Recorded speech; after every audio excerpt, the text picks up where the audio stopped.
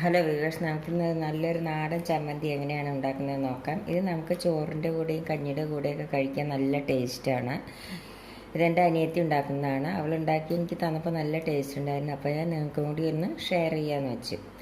അപ്പോൾ അതിന് വേണ്ട ഇൻഗ്രീഡിയൻസ് എന്തെല്ലാമാണെന്ന് വെച്ചാൽ, ഒരു കപ്പ് തേങ്ങ എടുത്തിട്ടുണ്ട്, അതായത് ഒരു നാളികേരത്തിൻ്റെ പകുതി മുറി എടുത്തിട്ടുണ്ട്, നാളികേരം എടുത്തിട്ടുണ്ട്. പിന്നെ അതിലേക്ക് വേണ്ടത് മുളക് പൊടി ഒരു 1.5 സ്പൂൺ എടുത്തിട്ടുണ്ട്, അത് നിങ്ങളുടെ എരിവിനനുസരിച്ച് എടുക്കാം. പിന്നെ പുളിയും തന്നെ നിങ്ങളുടെ പുളി നോക്കിയിട്ടിരിക്കണം, കുറച്ച് പുളി എടുത്തിട്ടുണ്ട്.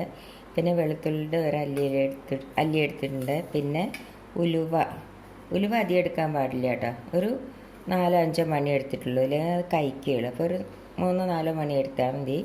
എൻ്റെ മണത്തിന് നല്ല ഒരു മണം ഉണ്ടാവും. പിന്നെ മല്ലി ഒരു സ്പൂൺ എടുത്തിട്ടുണ്ട്. അപ്പോൾ മല്ലിപ്പൊടി എടുക്കുകയാണെങ്കിൽ ഒരു 1/4 സ്പൂൺ എടുത്താൽ മതി. പിന്നെ ഉഴുന്നും പരിപ്പ് ഇതിന് 1 സ്പൂൺ എടുത്തിട്ടുണ്ട്. പിന്നെ ഉപ്പ് ആവശ്യത്തിന്. പിന്നെ ചെറിയ ഉള്ളി ഒരു 2 അല്ലി എടുത്തിട്ടുണ്ട്.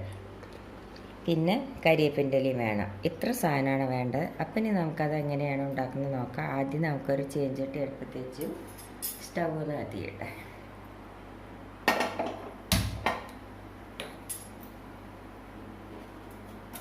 എന്നിട്ട് ഇതെല്ലാം നമുക്കൊന്ന് വറുത്തെടുക്കണം.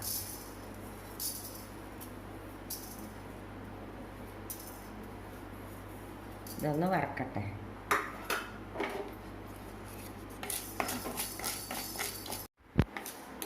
അത് വറവായി, കണ്ടില്ലേ? മല്ലി ഉഴുന്നും പരിപ്പെല്ലാം വറവായി. ഇനി ഇതിലേക്ക് നമുക്ക് നാളികേരം ഇട്ട് കൊടുക്കാം.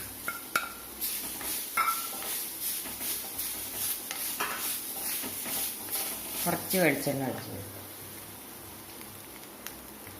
വെളിച്ചെണ്ണ ഞാൻ പറയാൻ വിട്ടുപോയതാണ് കേട്ടോ. കുറച്ച് വെളിച്ചെണ്ണ ഒഴിച്ചെടുക്കാം. ഇതും കൂടി ഒന്ന് വറുത്തെടുക്കാം.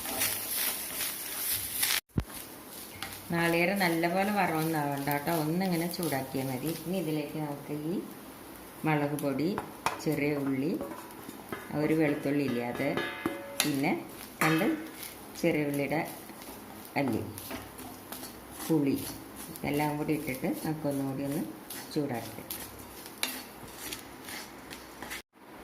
ഇതിലേക്ക് നമുക്ക് 2 കരിവേപ്പിൻ്റെ ഇല കൂടി ഇട്ട് കൊടുക്കാം. ഒന്നുകൂടി ഒന്ന് വറക്കാം. ഒന്ന് വറക്കാനേ പാടുള്ളൂ. ഇനി നമുക്ക് ഗ്യാസ് ഓഫ് ചെയ്യാം. എന്നിട്ട് തണുത്തിട്ട് ഇത് നമുക്ക് അരയ്ക്കാം. അപ്പം ഇത് നല്ലപോലെ തണുത്ത് കഴിഞ്ഞ് ഞാൻ ചീഞ്ചട്ടിയിൽ നിന്ന് ഒരു പ്ലേറ്റിലേക്ക് ഇട്ടതാണത് തണുക്കാൻ വേണ്ടിയിട്ട്. ഇനി ഇത് നമുക്ക് അരച്ചെടുക്കാം.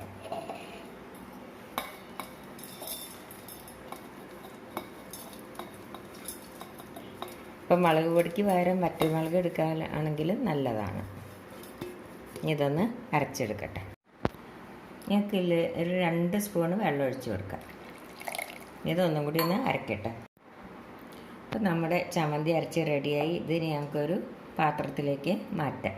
അപ്പം നമ്മുടെ ചമ്മന്തി റെഡിയായി. അപ്പം നിങ്ങളെല്ലാവരും ഇതൊന്ന് ഉണ്ടാക്കി നോക്കുമല്ലോ. ഇഷ്ടപ്പെടുകയാണെങ്കിൽ ലൈക്ക് ചെയ്യാനും ഷെയർ ചെയ്യാനും സബ്സ്ക്രൈബ് ചെയ്യാനും മറക്കരുത്.